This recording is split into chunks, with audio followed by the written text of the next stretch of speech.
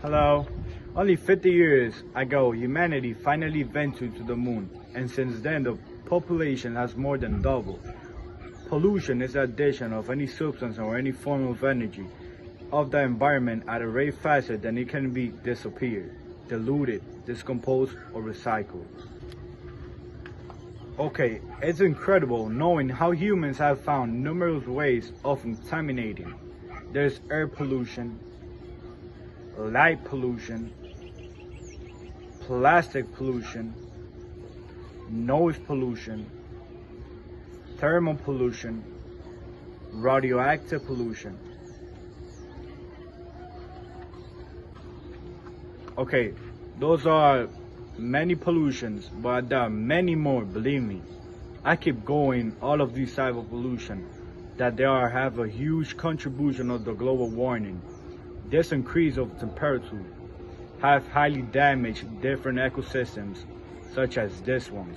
African savannas are one of the most rich and valuable ecosystems in the entire world. They span for the majority of the African continent just above and below the equator line. This area serves as home for thousands of species of wildlife. It also serves as home for a lot of interesting exotic plant life. Sadly, this majestic area does not escape from humanity's vicious thirst of damage. Each year, around August, thousands and thousands of people go to the grasslands with torches to set ablaze millions of acres of land, with the primary intent of clearing land from agriculture and farming activities.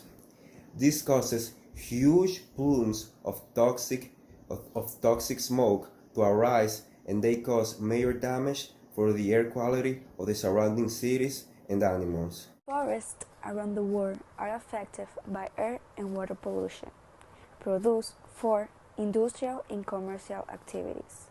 Besides, the pollutions caused by oil spill, toxic byproducts, and mining accidents. Rainforests are seriously degraded by air pollution. Brazil's Atlantic forest was gravely damaged in Cubatão, São Paulo state, by pollution during in 1970 and 1918. The ocean every day is under attack from natural source and main pollution. Every day, toxic chemicals are entering our oceans.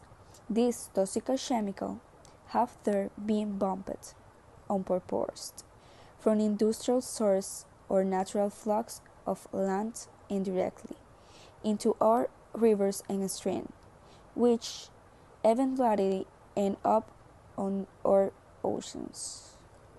Accumulating in our oceans and in our beaches has become a global crisis.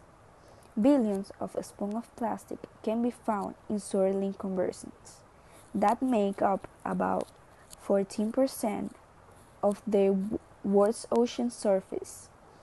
At current rates, plastic is spent to outweigh and all the fish in the ocean by 2050. One of the worst consequences of pollution is the famous melting of the poles. The truth is that poles are the biggest ally and shield we have against global warming. They, together with the ocean, are the responsibles of the regularity of Earth's temperature. And how do they help? Mainly by albedo. Albedo is the proportion of light that is reflected in the surface of any object. Snow can reflect approximately 95% of sun's light. This keeps water from warming.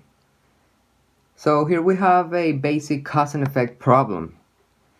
If we have less proportion of surface that can reflect most of the sun's light and prevent from warming, then we will have a bigger proportion of water that warms in a pretty fast rate. Then a new problem arises, and it is the melting of the permafrost. The permafrost is a layer of the subsoil that has been permanently under freezing temperatures. The problem with this is that permafrost contains a big amount of methane. Methane it's a greenhouse gas with 20 times the power of carbon dioxide. This is pretty sad. I mean, when we analyzed all these problems as a group, we ended up having the same opinion, and it is that humans won't change.